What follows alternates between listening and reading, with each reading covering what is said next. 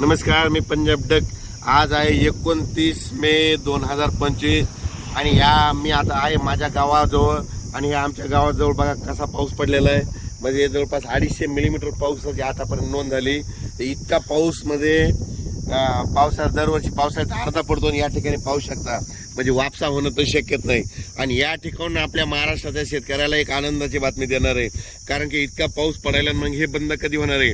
तर राज्यातल्या शेतकऱ्याला सांगू इच्छितो, आज आहे 29 मे 2025.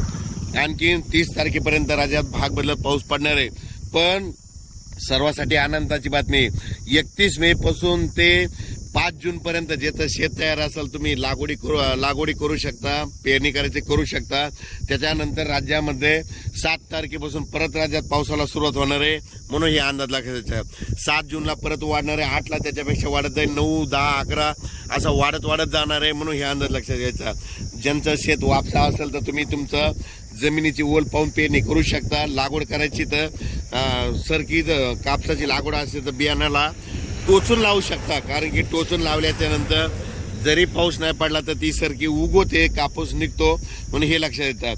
पण राज्यात मात्र 31 मेला म्हणजे बघा तुम्ही उद्या 30 मे पासून राज्यात वारं सुटायला सुरुवात होईल. असं जोराचं वारं वाईल म्हणजे ते वारं जवळपास 5 तारखेपर्यंत 6 तारखेपर्यंत चालणार आणि 7 तारखेला परत राज्यामध्ये ठिकठिकाणी भाग बदलत पावसाला सुरुवात होणार आहे.